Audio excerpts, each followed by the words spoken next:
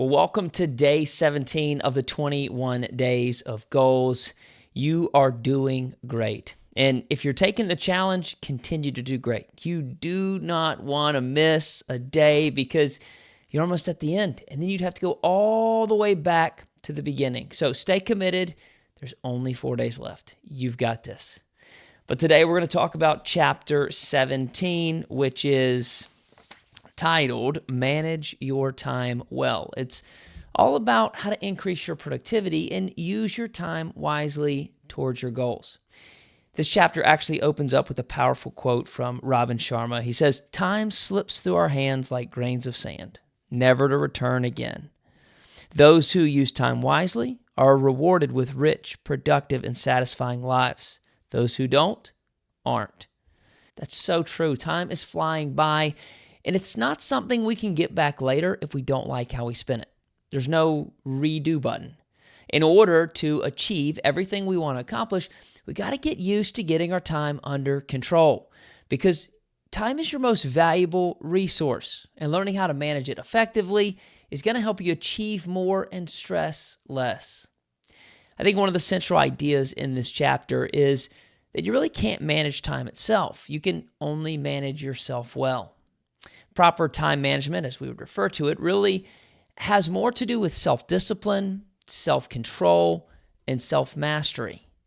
So how do we start to manage ourselves in this area becomes our key question. And on page 204, Brian Tracy says that the basic tool of time management is a list organized by priority. If you don't have a clear list of priorities, you can often find yourself working hard, but you're not making any meaningful progress. So we got to write out what we want to accomplish minute by minute, hour by hour, and then work through it as the day goes along. One of the ways I like to think of this is time is like a river. If you're standing on a riverbank and you're watching the water go past, you'll notice that water doesn't come back. You can't reverse the river. If you want to move down the river, you got to have a plan. If you don't have a plan, you're going to get swept away. You're going to be carried wherever the current wants to take you. But if you approach the river with a clear plan, like a boat, paddles, a set destination, you can take the current and use it to your advantage. You can navigate it intentionally and effectively. Well, time is like that river. If you don't have a plan, it's going to slip by. It's going to leave you at the mercy of its flow. But if you take control, you can harness its power to reach your goals.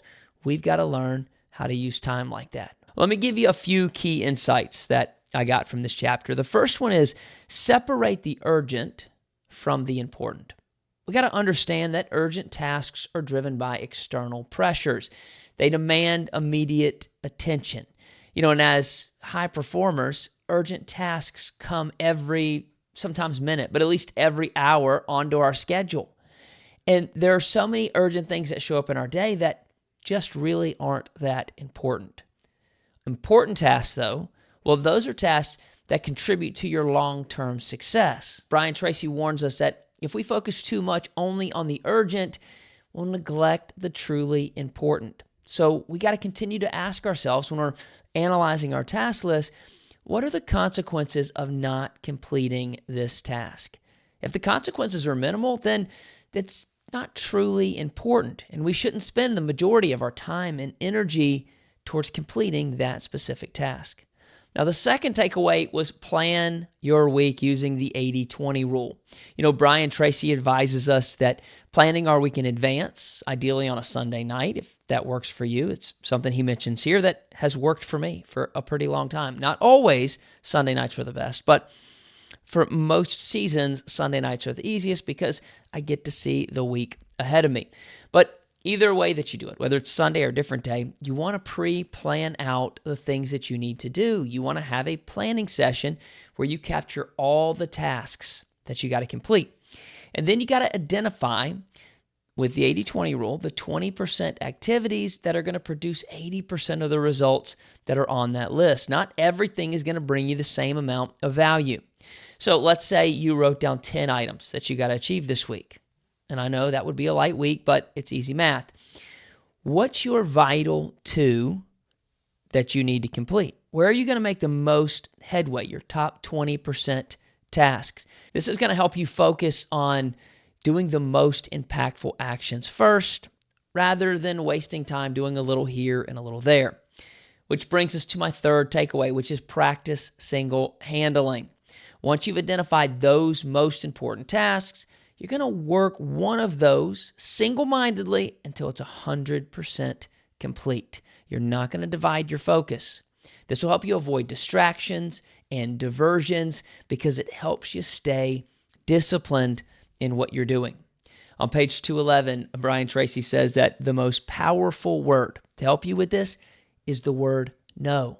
It's the word no. Saying no to unimportant tasks allow you to say yes to the things that truly matter. Now let's look at our reflection question in the back of the book. We're going to focus on number 3. Organize your list by priority using the 80-20 rule outlined in the chapter. And then you're going to separate the urgent from the non-urgent and the important from the unimportant before you begin to go through these tasks. So I want you to take a moment. Write down all the tasks you need to complete in the upcoming week. And then identify your top 20 that are going to make the biggest impact, your top 20%, and choose one to work until it's 100% complete. This is an exercise that's going to help you build a habit of prioritizing being an efficient and effective leader because you're operating with focus. And once you do it once, I'm telling you, it's going to get so many of the thoughts that are in your head that are bouncing around like ping pong balls. It's going to get them out. And I think you're going to enjoy the way that this habit helps you be more effective. Well, chapter 17 is a powerful reminder that time management is self-management. And when we separate the urgent and the important, and when we plan ahead, and when we focus single-mindedly on a task all the way through, you're going to make progress towards the goals that you've set out to achieve. Now, tomorrow we're going to dive into chapter 18, where we're going to learn how to keep our goals in front of us and how to stay motivated and stay on track. Keep showing up, stay disciplined. I'll see you tomorrow.